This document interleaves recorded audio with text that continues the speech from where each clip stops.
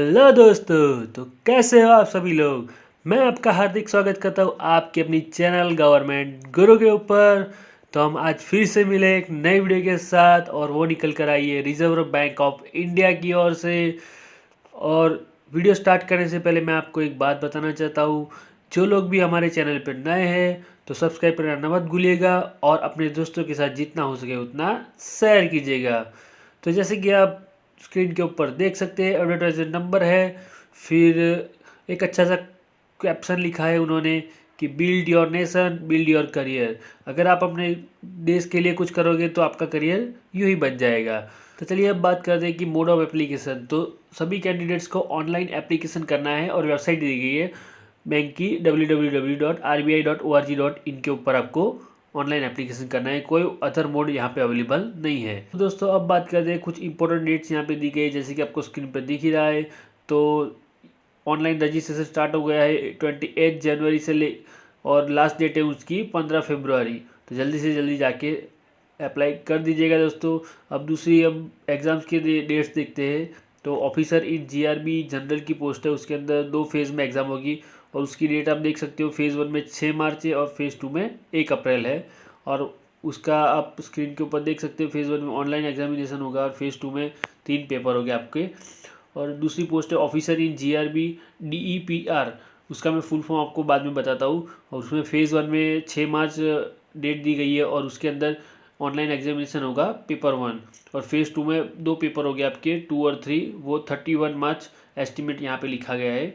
तीसरी पोस्ट है officers in GRB डीएसआईएम, तो उसके अंदर 2 फेज़ हो गए। फेज़ 1 में 1 पेपर होगा ऑनलाइन का, वो 6 मार्च को होगा। और फेज़ 2 में 2 पेपर हो गए 2 और 3, उसमें रिटर्न एग्जामिनेशन होगा, और 31 मार्च उसकी एग्ज़ाम डेट एडमिट कार्ड मिलेगा आपको वहाँ पे।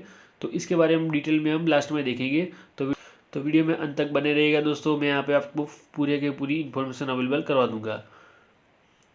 अगर आपको कोई भी दिक्कत है, कोई क्वेरी रिगार्डिंग, तो आप यहाँ पे cgrs.ibps.in के ऊपर जाके आप अपनी क्वेरी का सॉल्यूशन मिल जाएगा। वहाँ पे हेल्पलाइन नंबर भी मिलेगा आपको। अब यहाँ पे उन्होंने एक नोट दिया है कि अगर मोबाइल फ़ोन और अदर इलेक्ट्रॉनिक डिवाइस आपको एग्ज़ाम के दौरान पाए गए तो आपको बैन किया जाएगा, और आप रिजेक्ट हो सकते हो। तो कोई भी वॉचेस नहीं चलेगी, कोई भी कैमरा ब्लूटूथ नहीं चलेगा, और कैलकुलेटर भी नहीं चलेगा। वहाँ पे एग्ज़ाम के दौरान वो लोग कैलकुलेटर प्रोवाइड करेंगे स्क्रीन के ऊपर। तो चलिए मैं आपको बताता हूँ, DEPR मतलब है department of economic and policy research post है, और DSIM का मतलब है department of static and information management, जैसे कि आप स्क्रीन के ऊपर देख सकते हो दोनों नाम। तो चलिए अब बात करते हैं कि कितनी नंबर ऑफ़ वैकेंसीज यहाँ पे अवेलेबल है तीनों पोस्ट के लिए। तो और आप स्क्रीन के ऊपर देख सकते हो, तीनों पोस्ट के लिए डिफरेंट कास्ट के अंदर डिफरेंट वैकेंसीज अवेलेबल है। तो गाइज़ यहाँ पे आप देख सकते हो टोटल नंबर ऑफ़ वैकेंसीज 322 है। यहाँ पे बहुत अच्छी खासी है वैकेंसी यहाँ पे रखी गई है।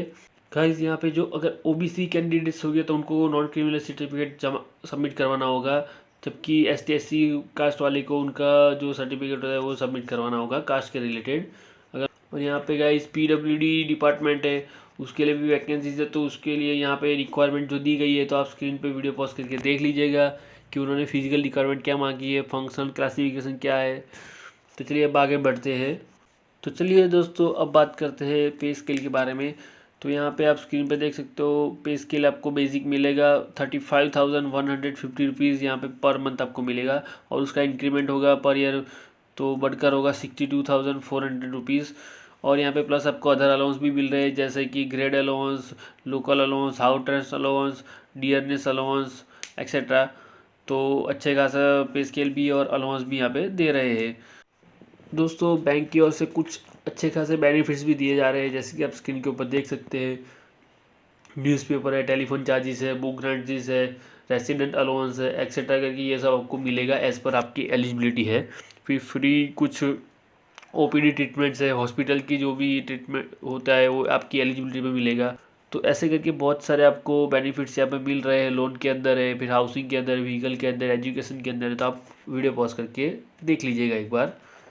तो जैसे कि यहाँ पे 21 ईयर्स यहाँ पे मस्ट उन्होंने बोला है कि इतनी तो होनी ही चाहिए, और 30 से ज़्यादा नहीं होनी चाहिए आपकी एज।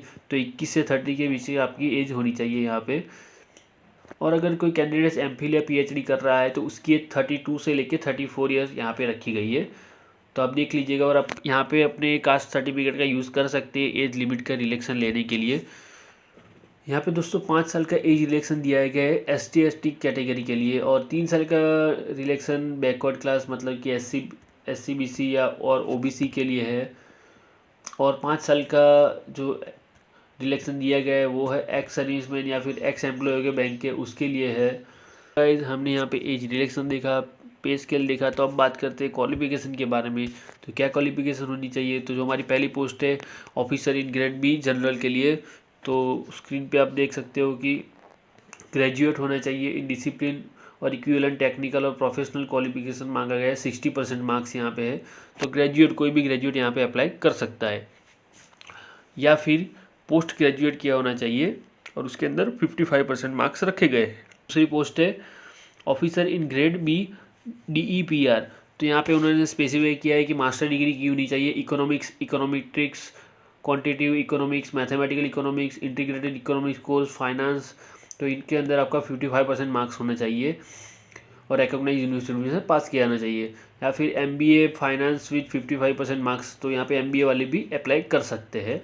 और फॉरेन यूनिवर्सिटीज़ भी यहाँ पे अलाउ कर रहे हैं वो लोग, तो अगर आप बाहर से आए हो ये स्टडी करके तो आप यहाँ पे उसके अंदर अप्लाई कर सकते हो। तो गाइज उसके अंदर तीसरा भी दिया है मास्टर डिग्री की होनी चाहिए इकोनॉमिक्स के अंदर। एंड सब कैटेगरी कौन सी मांगी गई है? तो agriculture, business, developmental, applied etcetera, तो 55% मार्क्स यहाँ पे रखे गए हैं। अब तीसरी पोस्ट देखते हैं officers in grade B DSIM, तो उसके अंदर master degree in statics, mathematical statics, mathematical economics, econometrics, statics and informatics from IIT Kharagpur, applied statics and informatics from IIT Bombay, तो मिनिमम यहाँ पे 55% मार्क्स यहाँ पे मांगे गए हुए। और दूसरी बोला गया है कि मास्टर डिग्री इन मैथमेटिक्स के अंदर किया होना चाहिए 55% मार्क्स, और पोस्ट ग्रेजुएट डिप्लोमा किया होना चाहिए इन बिजनेस एनालिटिक्स, उसके अंदर यहाँ पे 55% मार्क्स रखे गए हैं। तो ऐसे करके यहाँ पे क्वालिफिकेशन डिफरेंट मांगा गया है मास्टर डिग्री के अंदर, तो आप स्क्रीन के ऊपर देख सकते हो। तो वीडियो पॉज करके गाइस देख लेना अपने हिसाब से। तो PDF की लिंक है वो डिस्क्रिप्शन के अंदर अवेलेबल करवा दूंगा, तो वहाँ से आप डाउनलोड कर लीजिएगा और आप अच्छे से देख लीजिएगा जो आपको देखना है वो।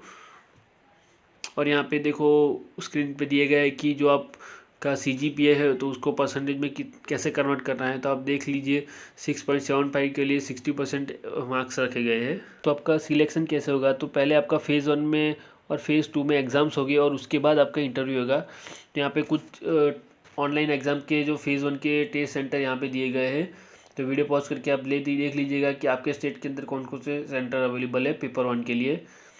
तो यहाँ पे गुजरात में है अहमदाबाद, आनंद, महसाना, गांधीनगर, राजकोट, सूरत और बड़ौदा। तो ये फेज़ 1 के पेपर 1 के लिए है एग्ज़ाम सेंटर। तो आप एक बार वीडियो पॉज करके देख लेना, मैं सिर्फ यहाँ पे दिखा रहा हूँ। फिर आगे देखते हैं फेज़ 2 के लिए कौन कौन से सेंटर है। तो यहाँ पे गुजरात में अहमदाबाद, गांधीनगर है जो है पेपर 2 और पेपर 3 के लिए सेंटर्स यहाँ पे है। अब एक अच्छी बात और है कि प्री एग्जामिनेशन ट्रेनिंग सभी कास्ट के लिए वो लोग अलो कर रहे हैं, सिर्फ जनरल कैटेगरी को छोड़ के। तो आपको प्री ट्रेनिंग भी मिलेगी एग्ज़ाम के लिए, तो कैसे एग्ज़ाम होगा उसका तो वो सब उनके अंदर सिखाया जाएगा आपको। और यहाँ पे बात करते हैं अब एप्लीकेशन की फ़ीस कितनी है। तो जो हमारी SC ST PWD कैटेगरी है तो उसके लिए 100 रुपीज़ फ़ी रखी गई है, जबकि जनरल OBC और EWS कैटेगरी के लिए 850 रुपीज़ फ़ी रखी गई है। अगर वो RBI का कोई स्टाफ मेंबर होगा तो उसके लिए कोई फ़ीस रखी नहीं गई है। तो चलिए अब बात करते हैं अप्लाई कैसे करना है। मैं इसके अंदर डिटेल में नहीं बताऊंगा दोस्तों, तो आप PDF के अंदर से देख लीजिएगा, वरना वीडियो लंबी होगी, फिर ही आप ही बोलोगे कि वीडियो बहुत लंबी बनाते हो। तो ऐसा तो नहीं होता भाइयों और बहनों। तो जैसे कि आप स्क्रीन पे देख सकते हो कि फ़ोटोग्राफ की साइज़ है 4.5 बाय 3.5 सभी है, फिर सिग्नेचर होगा, फिर लेफ्ट थंब इम्प्रेशन है, फिर हैंड रिटन डिक्लेरेशन है। तो ये सब आपको स्कैन करके सबमिट करना है ऑनलाइन। और सिग्नेचर यहाँ पे कैपिटल लेटर्स में अलाउ नहीं करते, तो गाइस ये आपको याद रखना है। तो यहाँ पे डिक्लेरेशन का एक फॉर्मेट दिया गया है जो आप स्क्रीन के ऊपर देख सकते हो। और आपको पेमेंट ऑनलाइन ही करना है, तो आप नेट बैंकिंग, फिर UPI, फिर डेबिट कार्ड, क्रेडिट कार्ड से कर सकते हो। और जो भी आप मोबाइल नंबर और ईमेल देंगे तो वो अपना ही देना गाइस, क्योंकि कोई भी अपडेट्स होगी और जो कोई भी एडमिट कार्ड की लिंक होगी तो वो आपको मेल के ऊपर ही आएगी दोस्तों, उसकी अपडेट्स। तो वो अपना ही देना, किसी और का मत यूज़ करना। तो यहाँ पे प्रोसीजर दिया गया है कि अप्लाई आपको ऑनलाइन कैसे करना है, तो आप स्टेप बाय स्टेप PDF के अंदर से देख लीजिएगा। और वेबसाइट बता रहा हूँ www.rbi.org.in, तो वहाँ से आपके मिल जाएगा और ये PDF ओपन करके आप स्टेप बाय स्टेप फॉलो कर लीजिएगा दोस्तों। यहाँ पे कुछ गाइडलाइन दी गई है कि फ़ोटोग्राफ की कितनी साइज़ रखनी चाहिए, तो मैं आपको दिखा देता हूँ। चलो, फ़ोटोग्राफ पासपोर्ट साइज़ में स्कैन किया होना चाहिए। फिर उसके बाद उसकी डायमेंशन दिया गया है 200 बाई 230 यहाँ पे रखा गया है। फिर उसकी साइज़ बोलिए 20 से 50 KB के बीच में होनी चाहिए और JPG फॉर्मेट में होना चाहिए आपका फ़ोटो, और उसको स्कैन किया होना चाहिए और 50 KB से ज़्यादा उसकी साइज़ नहीं होनी चाहिए। और बात करें सिग्नेचर, लेफ्ट थंब और हैंड रिटन के बारे में, तो सिग्नेचर है वो वाइट पेपर के ऊपर ब्लैक इंक पेन से किया होना चाहिए। और फिर जो लेफ़्ट थंब है आपका वो भी वाइट पेपर के ऊपर ब्लैक या ब्लू इंक से किया होना चाहिए। और डिक्लेरेशन है वो इंग्लिश के अंदर लिखना है और वाइट पेपर के साथ ब्लैक इंक के साथ आपको लिखना है, तो वो भी नीट एंड क्लीन होना चाहिए। फिर यहाँ पे डायमेंशन दिया गया है सिग्नेचर के लिए 140x60 पिक्सल और साइज़ दिया गया है 10 से 20 KB के बीच में सिग्नेचर और लेफ्ट थंब दोनों का साइज़ सेम ही दिया गया है यहाँ पे। जबकि हैंड रिटन डिक्लेरेशन है उसका साइज़ 20 से 50 KB के बीच में दिया गया है। तो ये सब आप अच्छे से मैनेज कर लीजिएगा। तो चलिए अब सिलेबस के बारे में बात करते हैं। तो फेज़ 1 ऑनलाइन एग्जामिनेशन है, तो उसके अंदर जो पेपर है उसके 200 मार्क्स का होगा। ये सब आप वीडियो पॉज करके देख लीजिएगा और यहाँ पे सिलेबस भी आप वहाँ से PDF के अंदर से देख लीजिएगा। तो जैसे कि आप स्क्रीन के ऊपर देख सकते हैं, फेज़ 2 की ऑनलाइन एग्जामिनेशन होगी, उसके अंदर 3 पेपर होंगे। तो यहाँ पे डिटेल में दिया गया है, तो आप देख लीजिए वीडियो पॉज करके।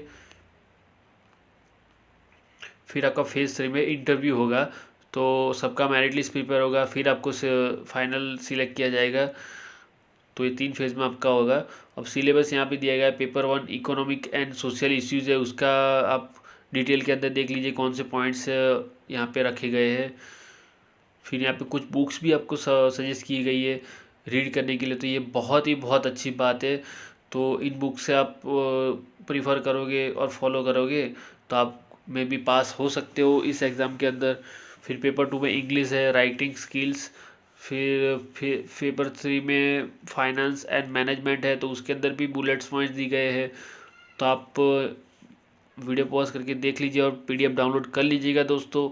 यहाँ पे पूरी डिटेल में बताया गया है आपको कि कितने टॉपिक्स आपको रीड करने हैं। और यहाँ पे एक अच्छी बात मेरे को ये लगी कि इन्होंने बुक्स भी प्रोवाइड की है नेम के साथ, तो ये भी एक बड़ी बात अच्छी है जो आपको काम आएगी बहुत ज़्यादा। अब आप देखिए ये फिर दूसरी पोस्ट के लिए दूसरा सिलेबस दिया गया है, तो यहाँ पे पोस्ट वाइज सिलेबस यहाँ पे दिखाया गया है। तो आप अच्छे से देखना कि आप किस पोस्ट का सिलेबस फॉलो कर रहे हो। तो ये हमारी तीसरी पोस्ट थी, उसका सिलेबस है, वो पहली पोस्ट का सिलेबस हमने देखा, तो उसका भी सिलेबस आप यहाँ पे स्क्रीन के ऊपर देख सकते हो। ये दोस्तों आज के लिए बस इतना ही। अब हम फिर मिलेंगे एक नई वीडियो के साथ, तब तक जय हिंद जय भारत। और इस वीडियो को जितना हो सके उतना शेयर कीजिएगा। तो मिलते हैं नई वीडियो में।